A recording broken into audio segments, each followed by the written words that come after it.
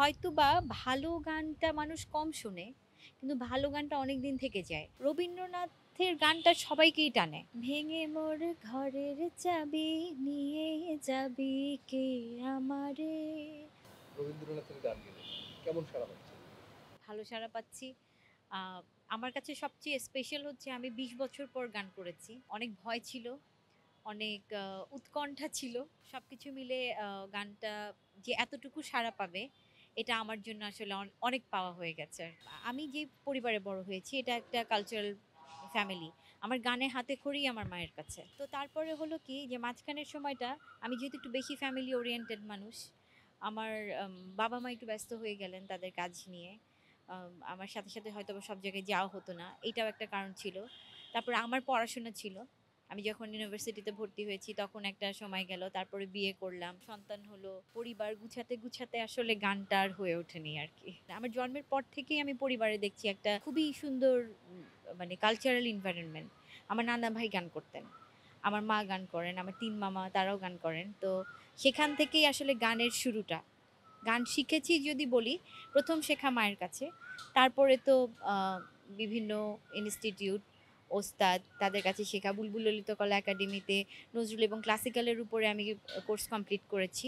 Nazrul institute থেকেও course complete করেছি এবং পরবর্তীতে আমি অনেক বড় ওস্তাদদের কাছে শেখার সুযোগ পেয়েছি। গোপালচন্দ্র দাস স্যার, করিম শাহাবুদ্দিন স্যার এবং ইন্ডিয়াতে গিয়ে আ একবার তালিম নেওয়ার সুযোগ হয়েছে অনেক বড় ওস্তাদদের। পরবর্তীতে আমি খুব লম্বা সময় ধরে সুজিত মোস্তফা স্যারের কাছে তালিম নিয়েছি। তো তারপরে তো আবার ২০ বছরের একটা লম্বা বিরতি। রবীন্দ্রনাথের গানে আপনাকে কেন টানলো? রবীন্দ্রনাথের গানটা সবাইকেই টানে। সবচেয়ে বড় কথা হচ্ছে যে একটু ভালোবাসার গানের দিকে যদি চিন্তা করি, তাহলে তো রবীন্দ্রনাথের গানকেই আগে মনে পড়ার কথা। যদিও আমি নজরুলের মানুষ, আমি নজরুল সঙ্গীত শিখেছি। কিন্তু তারপরেও রবীন্দ্রনাথের বেশ কিছু সৃষ্টি, বেশ কিছু গান আমার তো হৃদয়ে গাঁথা। এগুলা তো আমাকে করতেই হবে। আমি নজরুলের মানুষ, আমি নজরুল সঙ্গীত শিখেছি। উচ্চাঙ্গ সঙ্গীত শিখেছি। রবীন্দ্রসঙ্গীত সেরকম করা হয়নি। যতটুকুই করা হয়েছে ছোটবেলায় বা এখন করা হচ্ছে, সবটুকুই নিজের ভালোবাসা থেকে। কারণ রবীন্দ্রনাথ হচ্ছে ভালোবাসার কবি, প্রেমের কবি। মানে একটু প্রেম জাতীয় কিছু ভাবলেই মনে হয় রবীন্দ্রনাথের গান, কবিতা, গল্প চলে আসে। তো যেহেতু আমার গানের শুরু মানে সবাই বলছিল যে একটা কিছু করো। বিশেষ করে আমার মা, আমার বাবা, আমার হাসব্যান্ড এদের কথা আমাকে বলতেই হবে। তখন দেখলাম যে আমি আচ্ছা একটা গান করব। সামনে কি পেলাম? রবীন্দ্র জন্মজয়ন্তী। তো আমি রবীন্দ্রনাথের একটা গান করি। সেই গানটা আমরা একটু আপনার খালি গলায় কয়েক লাইন শুনতে চাই। ভেঙে মোর ঘরের চাবি নিয়ে যাবি কে আমারে। ও বন্ধু আমার না পেয়ে তোমার দেখা একা একা দিন যে আমার কাটে না রে। ভেঙে মোর ঘরের চাবি নিয়ে যাবি কে আমারে। খুব শিগগিরই দিব। কাজ করা আছে, চলছে। বাইরে গান নিয়ে আপনার পরিকল্পনা কি? এবার ঈদে একটা মৌলিক গান আসছে। যেটার 90% কাজ কমপ্লিট হয়ে গেছে। 10% হয়তোবা টুকটাক কাজ বাকি আছে। জাস্ট ঈদের সময়টাতে বা ঈদের কিছুদিন আগে রিলিজ হবে। সময়টা এখনো ইয়ে হয়নি। তবে ঈদের জন্যই করা। যেহেতু আমার নতুন করে ২০ বছর পর আবার গান করা। তো আমি আসলে মৌলিক গানটা নিয়ে একটু এক্সাইটেড। মৌলিক গানটা কিন্তু একজন শিল্পীর আইডেন্টিটি ক্রিয়েট হয়। তো এইটা নিয়ে বেশ আমি চিন্তায় আছি যে আসলে কিভাবে নিবে। এই গানটা যেভাবে খুব ফ্লুয়েন্টলি সবাই নিল, খুব ভালোবেসে সবাই গ্রহণ করেছে।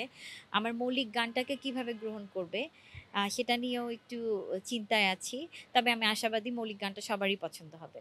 হুমায়ূন ইসলাম কি সিনেমায় গান করতে আগ্রহী? আর যদি হয়, তাহলে সেক্ষেত্রে সিনেমাতে কোন গান? সিনেমার গানে কোন গান? আমি আসলে এখনো এইটার প্ল্যান করিনি। যেহেতু গানটাই শুরু করেছি ২০ বছর পর। আস্তে মানে ধাপে তো এগোতে হবে। সিনেমার গান তো এটা অনেক বড় ব্যাপার। আমার এখনো অনেক কিছু শেখা বাকি। আমার এখনো অনেক কিছু জানা বাকি। হয়তোবা ভালো গানটা মানুষ কম শোনে, কিন্তু ভালো গানটা অনেকদিন থেকে যায়। আপনি এমন কোনো ভাইরাল গান বলেন যেটা আপনার মনে পড়ছে এখন। আপনি বলতে পারবেন না। কিন্তু ভালো গানের ভিউয়ার্স হয়তোবা কম। ভালো গান শুনেছে মানুষ কম। কিন্তু ভালো গানটা দেখবেন ১০ টা ছেলে বা ১০ টা মেয়ে কভার করেছে। এটাই প্রাপ্তি আসলে। আপনার মুখ থেকে খালি গলায় নজরুল সঙ্গীত শুনতে চাই। চেষ্টা করি। আমার খুব প্রিয় একটা গান। আম একটু মাঝখান থেকেই গাই। ভুলিও স্মৃতি মম স্বপন সম ভুলিও স্মৃতি মম নিশীথ স্বপন সম আঁচলের গাথামালা